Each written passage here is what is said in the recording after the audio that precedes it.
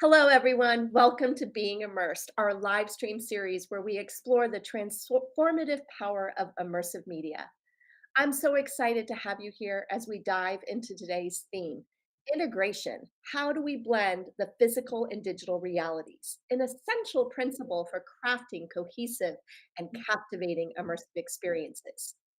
So we just watched a moment from Spider-Man Into the Spider-Verse, a brilliant example in my book of how integration transforms storytelling. Now, if you don't know about this film, it's a novel approach to blending comic book inspired visuals with cinematic techniques. It creates a world that is emotionally resonant as it is visually groundbreaking. In fact, it's probably one of my most favorite animation styles. This is a seamless integration of amplifying Miles Morales' journey, pulling us into a multiverse where boundaries dissolve. This is the power of integration. It's not simply about combining physical and digital elements, it's about crafting a unified, cohesive experience where every detail serves a purpose. And today, we'll explore this concept with someone whose work that I absolutely love truly exemplifies this principle, Ben Randall. From projection design for live performances to interactive installations and VR recreations, Ben's innovative use of technology in storytelling shows how integration elevates immersive design. Ben, thanks for joining us here. How you doing? Hello, Erin. I'm doing well. Good. So we know integration, it's not just a buzzword, it's a design philosophy that brings immersive experiences to life. So let's start with your journey. You've worked across projection design, interactive installations, VR environments, and probably more that you haven't even just shared with me. Tell us a little bit about your journey and what inspired you to focus on blending the physical and digital realities. Yeah, so I think starting way back, I've always been really captivated and influenced by video games and how interactivity lends to their storytelling capabilities. So with that in mind, I went to study computer science at UT. And then from there, I started to get into interactive media beyond just video games and coding, projection design, interactive installations, and things like that. So that's kind of the short version of how I ended up here. So, one of your experiences that I've had the pleasure of participating in myself is Rite of Passage. This immersive experience blends audio, video, lighting, and creates really a unified sensory journey. And I kind of felt like I was joining a cult because we got to dress all in white. So let's take a look at this video.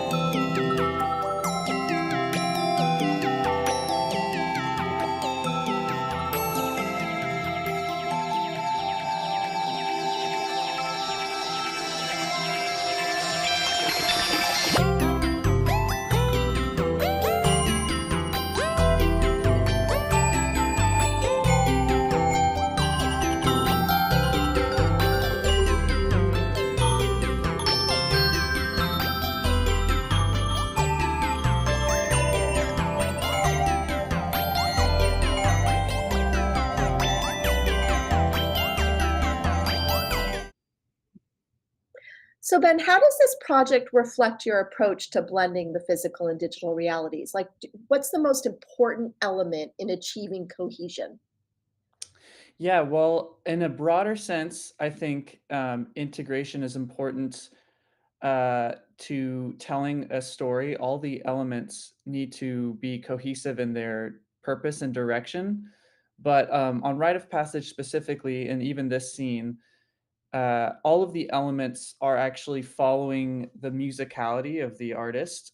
Every single note hit has something change, and so that kind of creates a mood in itself to me where, even if it's just a millisecond off, maybe if you don't consciously perceive it, your body can feel when something snaps perfectly into place. And I really like that feeling. So that's what I approach on this project. And tell me a little bit, like, what's the overarching storyline, narrative for Rite of Passage? Yeah, so there's Rite of Passage is kind of more of a series of different events, different stories. But the overarching themes have to do a lot with virtuality, virtual beings, ritual, community, discovery, and mystery too. So, I'm just kind of diving into ritual a little bit. Is this why we all wore white as the audience members? Yeah, so that started kind of on accident. I think, the first rite of passage, all of the visual art that I was making, kind of had this medieval pagan feel to it, and, we were joking around that we would all wear white, and then people started showing up in all white, and I thought, "Well, this is perfect. If the audience is into this, they feel like they're part of the story, then that's great." I felt it was great 'cause, I thought maybe we were part of that blank canvas 'cause your lighting technique is so colorful and vibrant that, like, then Mhm. we became part of that movement, and I agree with you that how you hit every sound to the image and to the visuals, made the whole entire group move, which created a sense of ritual, in the moment. Yeah, Um definitely, and there's cues where, like, the artist is moving to the beat, the sounds, moving to the beat, and the lights are moving on the same beat. So, mhm. yeah. So those of you watching, it's your turn to weigh in. We've dropped a prompt in the chat for you, which actually I'll just say it here. What do you think is the most critical element when integrating physical and digital realities in immersive experiences? You can consider elements like seamless transitions, emotional resonance, which you saw with Rite of Passage, accessibility, or share your own idea, and we'll revisit your answers later in the stream. So let's actually shift gears and dive into some real world applications that you have created, Ben. One of your standout projects is the Freak System Renegade Party, where you transformed a warehouse into a dynamic digital canvas. This is such a striking example of how digital visuals interact with physical spaces. Let's take a look.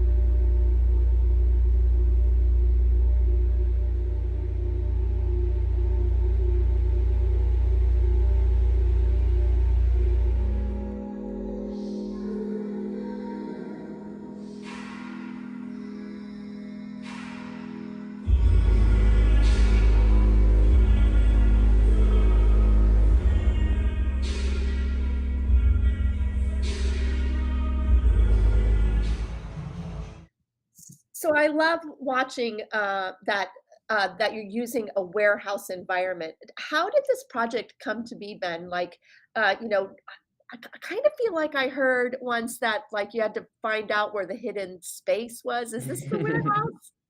Yeah, I'm not too involved in the location scouting of the enterprise, but, I was lucky enough to we've done these a couple of times where I'm lucky enough to have these huge grand spaces to project onto. This is probably, a 60-yard concrete hallway. Definitely feels different being in the space, of course, than on a video screen. Um, but the first angle you saw was from one end of the hallway looking at the projector, and then this angle you see is looking down the hallway. Um, so yeah, and I think something interesting about this is that when you're standing right there, it almost looks like a flat screen, but if you move a little bit to the left or the right, as you would naturally do in a space walking around, you get this really dramatic perspective shift that I think was really fun.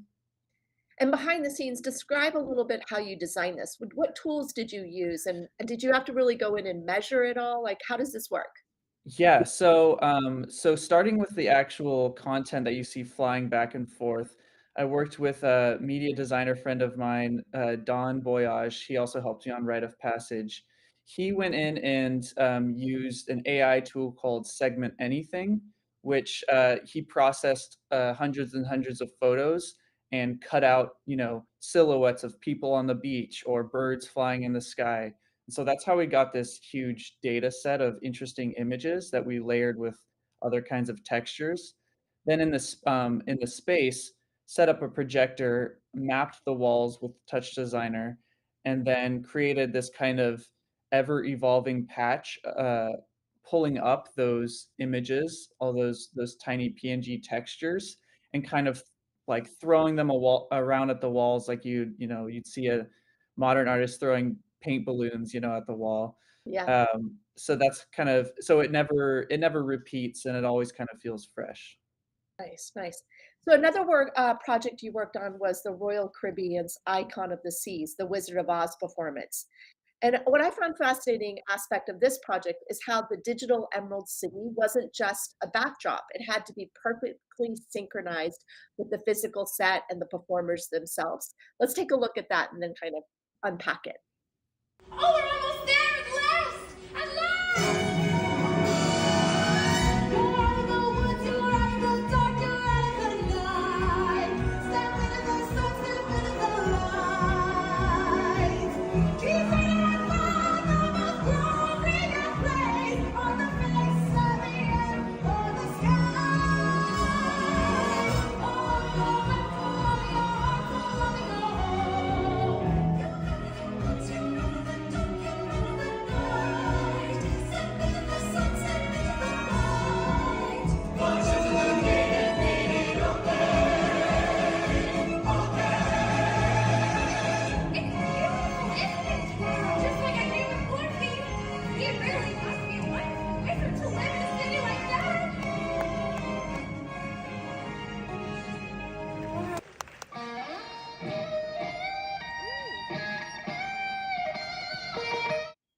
It's a great set, and I guess you got to spend some time on that ship as well, which is fun. Yeah, it wasn't so bad. It wasn't so bad, a great place to work. So how did you ensure the, projections, set design, and actors we're talking this is live performative now, breaking kind of the fourth wall of what we think of as a backdrop. How did you have it all move in harmony? Yeah, so this is more of a typical design workflow for theater.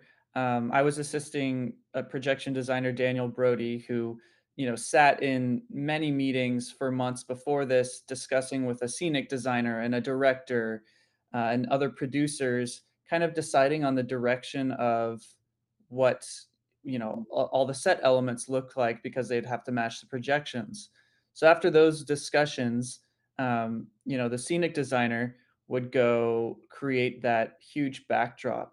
And then, because the scenic designer was designing in, a CAD program, a 3D program that you can, share files, they shared us the file and we could create a 3D version of that in Unreal Engine that matched it almost perfectly, which is really important to making any sense out of so many moving parts like that.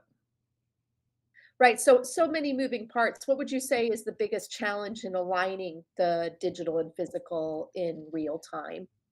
Yeah, so there's a lot of challenges in connecting all those moving parts.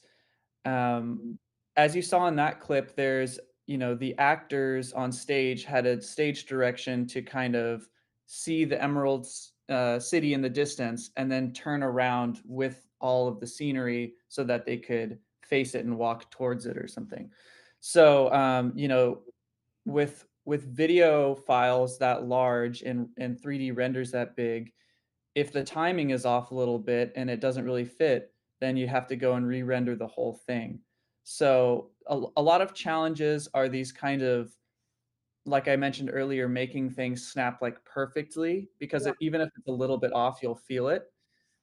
Which is where real-time computing and real-time rendering is really interesting to me because you don't have to wait for those render times. Mm.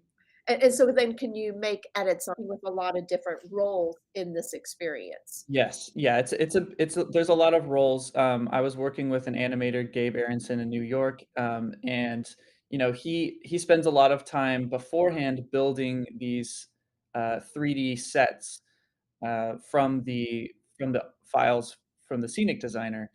I don't know, he works pretty fast, but it could take, anywhere from a couple days to maybe 2 weeks or, depending on the complexity of the scene. Um, so so it can take a short time to get the broad strokes, but then those specific details of getting the exact camera movement right, that might go through 8 or 9 revisions before it's finalized. Interesting, interesting. So now that we've seen integration in action, let's talk a little bit about, this is to me, this is a principle of immersion. And you've worked on really diverse projects, from live performances like we just saw, or considering Matthew Shepard is another one that you've shared with me, to interactive installations, which I don't know if you could, would you consider the Freak Warehouse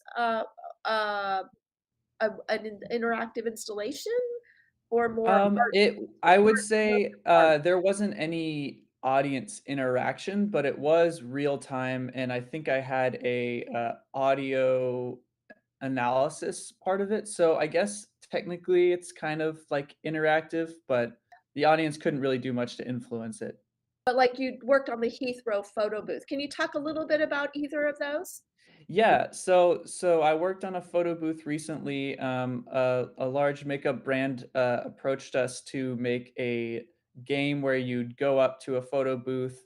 A camera would recognize you. You'd press some buttons, and then you dance along to the music with a 3D avatar representing yourself.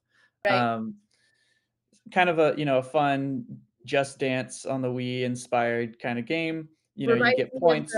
the Be a Longhorn photo booth we built years ago. Very similar. So Yeah, it was fun to try to figure out how to match, the poses to, a list of what poses were supposed to be at what time so that you could get a higher score. But, that's one of those things where the advertising team determines that getting someone in front of the screen moving and engaged for 2 minutes or something and then having, like, a fun photo at the end is really good for their, brand proposal.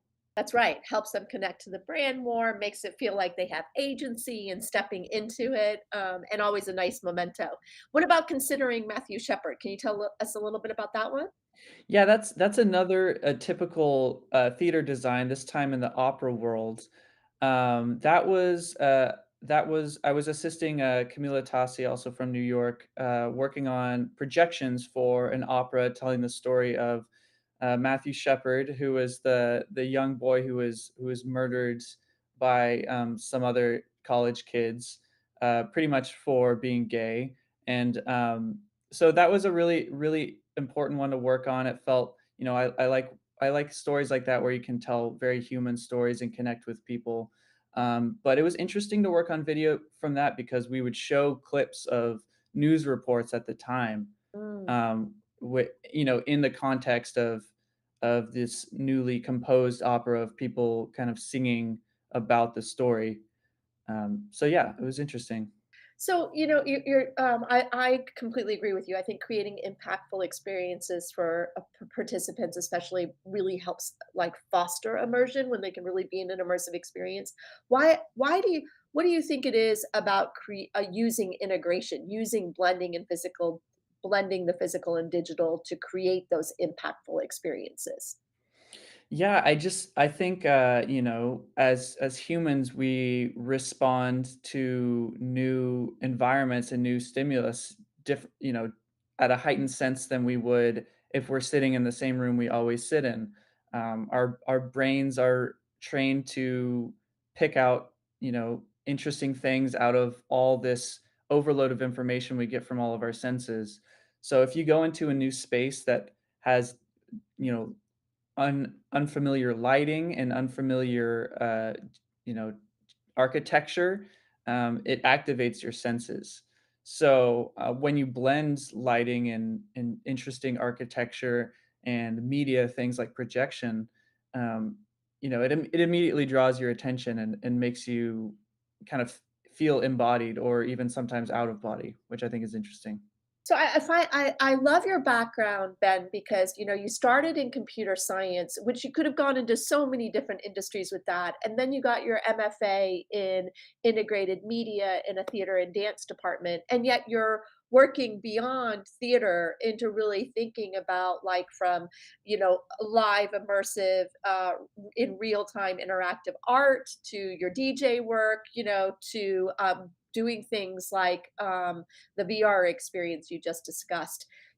As we look into the future of immersive media, how do you see these experiences evolving, especially when we, I'm just kind of jumping back to my Miles Morales beginning. I believe that as you blend physical and digital elements together, you're really getting into some challenges of persistence and interoperability in real time issues.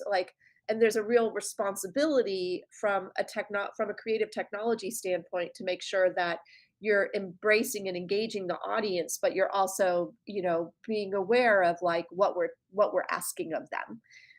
So what like where do you stand in this future, like as you build these technologies, how do you consider the ethics of it?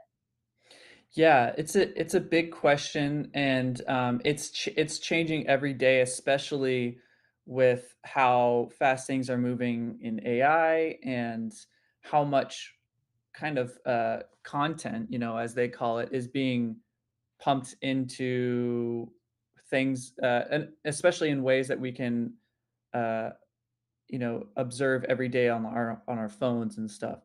Yeah. So when it comes to like ethics in this space, I think, as a media designer primarily, uh, you have a big microphone in the form of, a canvas that people are going to have, their eyes on for more than a couple seconds. So I think, it's always a responsibility of mine and any media designer to heavily think about like how people will be interacting with your art, what they'll take from it, and especially how they'll be ideally how they'll be inspired by it to do something else, um, moving forward. In the space of projection design, I always think it's fun because you have basically a giant mobile billboard that you can do whatever you want with. So I was really inspired a couple years ago in 2020, seeing people projection bomb buildings downtown, which is essentially the practice of setting up a rogue projector with usually political messages, on the side of a big brick facade for a couple hours before they take it down and go somewhere else. And it's not graffiti, it's not permanent, it's not ruining anyone's day, but it is getting your message out there. Right. I love that idea because sometimes it's, can we and should we? And I think at this point, anyways, that you can actually make an impact and change and use kind of new purposes of being that billboard is a great idea. Maybe we'll see that Mhm. even get wider in the next couple of months. Talk to me a little bit about sustainability. You probably use a ton of power and kind of juice and thinking about all the memory and everything you have to do to like build these like very large files. Do you use AI for it at all? And do you ever like when you're building or designing, how do you really ethically think about the sustainability of your practices? Yeah, in terms of AI, I definitely use a lot of AI. I've always been trying to research it. But lately I've been working on running local models. I've been building myself workstation computers, um, And so, I have this technology in my house. I'll run these large language models on my own graphics card. So at the very least, I can have a sense of what I'm doing, and at the end of the month, I can get an electricity bill and see actually how it's impacted. Yeah. Um, so that's a good thing I like to do. And then in terms of computers, um, I think of it it's kind of an interesting question because I have to be ordering these computers and, these graphics cards and, they pull a lot of power.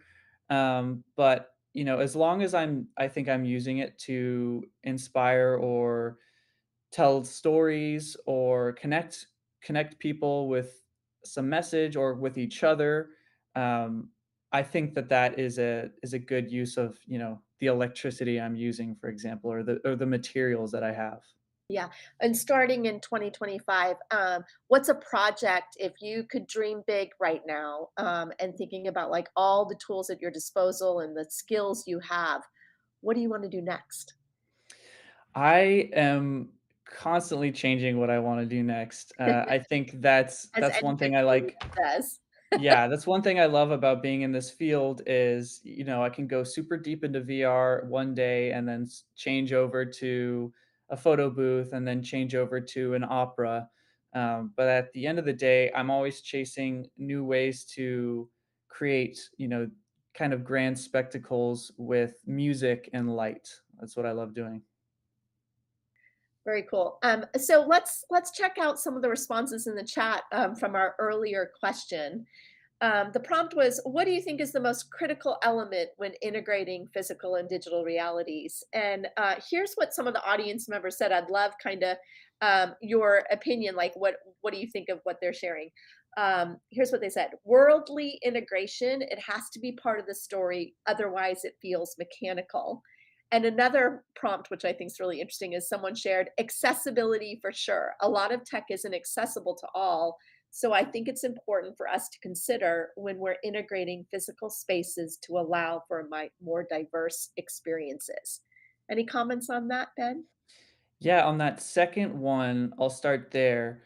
It's one of the reasons why I like using projections is that anyone who's able to see can relate to it immediately, especially in these spaces that are like large open warehouse spaces. There's lots of room for different able bodies to move around, sit, walks, all kinds of different things. So I like these blank slate. I like to kind of leave some of these places as blank slates, Mm. because there's even something inspiring about being in a warehouse or some large blank slate room even before the projectors turn on. You might have to remind me of the first one, worldly integration Yeah, it has or to be part of the story, otherwise it feels mechanical. oh, totally. I've talked myself out of many, projection jobs where someone wants projections at some party or, at a concert or something. And I can try to make it work, but at the end of the day, if I think like this doesn't feel like it's going to be well integrated with whatever circumstances we have, I don't think you need projections for this. I don't think you want projections for this. It'll just be distracting. So, it's fun to play around with these toys, and, experiment. But if I'm taking, a situation seriously, I almost would rather not have certain elements than try to fit them in and have them not work, for Yeah, sure. I agree with you. I'm curious as to, like, what's your thought process in that? So, like, if someone came to you and they're like, because I think we all get this as creators, right? I really want you to do a projection. What are the first questions you ask to be sure, like, to make sure they do need it? Right. So there's two directions. There's the technical angle and also the creative angle. Yeah. Um, if I think I asked the technical angle first. First, I asked, well, what is this space? Is there going to be a lot of other lights on? Is it going to be a projector in the middle of the room that's pointed at a small rectangle? I don't really like doing that kind of thing.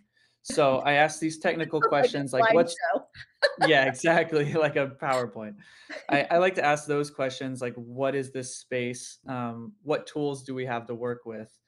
And then from a creative standpoint, if there's not really any larger creative direction, I can either go with something on my own, but then at that point, I think of myself as more of a creative director, and I would also like control of the lights and Yeah, decorations as well, because I like doing that kind of creative direction. But if there's someone else and they're like, oh, we only have these lights, and if it's a concert and these bands don't really have any idea of a creative direction, then sometimes that's another circumstance where I think, either you find one or I'll find one, or something like that isn't gonna work very well.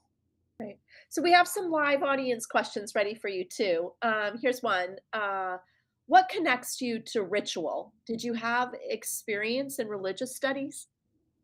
I did have some experience in religious studies. Um, I have always found, like, states of trance, in early, human history kind of interesting. Um, I've always found development of written language really interesting, the way that it evolves alongside different other kinds of cultural practices, and they're very intertwined. So I've always found the and creation of visual culture and like musical culture really interesting around the world. So that's kind of where I started to look into ritual, and it fits perfectly to me into the ritual of going to a concert or a theater show. It's a very ancient practice. Everyone gathering around to watch some performers and listen to some performers. Yeah, it's interesting. I feel like even, as you think about the rise of how media has changed, it's just sitting around the TV or go back early, listening to the audio, the radio, then the TV, Right. then going to the movies, and now we're creating these new rituals with these new types of media experiences that allow us to design for new ways for us to engage. So it's exciting to see. Thank you, Elsal, for that question. Here's another question from Sienna. Then, where do you get your creative inspiration from for your projects? While, I try to be constantly keeping up with new media, or not even new media. I'm digging in old stuff. Um, I think that I know I can separate when a project is different from a different project when I can see like a different piece of inspiration. So, I mean, I'm constantly inspired by a lot of things, but in broad strokes, a lot of the video games I played as a kid had an impact on me in terms of art, but also the practice of like being involved in the storytelling. Yeah. Um, Now I have to ask, what was your favorite video game as a kid? I really liked Chrono Trigger on the SNES. I think it was late '90s or something, maybe mid '90s actually. I got it, as a kid, as a hand me down or something, and I was just like so blown away by the music and the art and the characters. So that was a really good one to me. I always loved the Zelda games as well. Oh yeah, Zelda's good. So, we've talked a little bit about how your use of real-time commuting. Can you unpack just the last question I have is about digital twins. Like, Mhm. what is it, and have you used it in your own work? And if not, how would you use it in your work? Yeah, so it's a really important, and with technology, it's actually becoming simpler and simpler to create digital twins of, for example, environments. I've done it a couple of times for a digital twin of an environment. I have one of the newer phones that I can use to take lidar scans, and so actually at that freak warehouse projection project, I got a chance to scan that hallway, and recreate it in 3D, and actually use that as part of the projections on itself, which I thought was pretty fun. Cool. But it's a really important part of getting an idea of like what you can do with a space. Um, a lot of being a projection designer or a live designer is doing as much work before you get into the space as you can, because you're always going to have limited time in a venue. It's never going to be as much time as you need or want. So creating digital twins is extremely important into getting even further into that pre-design process where you can kind of get more ideas of where you would put lights or decorations or projections, or put the audience, or put actors or performers in a space, how you can actually transform a space, what it would feel like during the live performance. Yeah.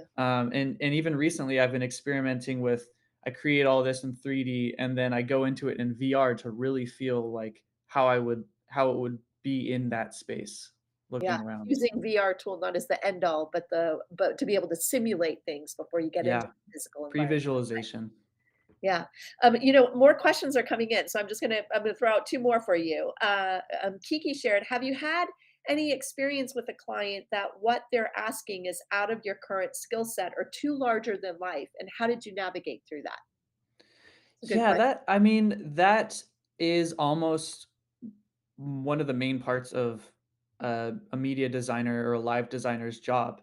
Um, it's the produce it's the well, not producer, but like the writer or creative directors.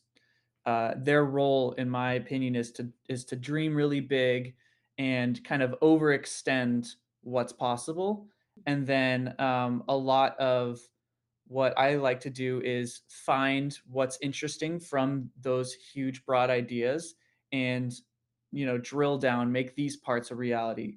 So yeah, it's part of every project to get kind of big dreams that are not feasible with whatever resources you have or your time. But that's why people call me, is that I can help make their dreams a reality. So yeah, that's always a factor. Yeah, I've known you for some time now, Ben. I feel like you're just a lifelong learner. You're like, it's a puzzle Yeah. to figure out, Yeah, you I know? have to learn one new thing on every project or else I won't be satisfied. You'd be bored. Yeah. So what about for people who are just starting off as creative technologists, projection artists? What advice do you give them if they're wanting to get interested in this space? Where do they begin? I say start doing it. Find a reason to set up, a projector and a computer and a microphone in some space. Find whatever reason you need to see a project through to completion, because you'll learn so much from that experience. What I did is I did a similar thing. I thought I want to set up like a bunch of TVs with visuals on them that were interactive, and I did it, and I built a computer in the process, and I learned so much stuff. But by the end of the process, I was like, well, I can do this so much better next time. So Yeah, then nice. that process just keeps going till today. Nice, nice. Yeah, I can tell you you inspired me to set up the cave for Texas Immersive's lab. So that's a fun little place to play Awesome. now. It is. So, Ben, thank you for sharing your insights and projects with us today. And to our audience, thank you for your fantastic questions and participation. Don't forget to join us Wednesday, February 26th at 9:30 Central Time for the next episode of Being Immersed with our next guest, Michaela Terneski Holland. Until then, keep exploring, keep creating. Bye.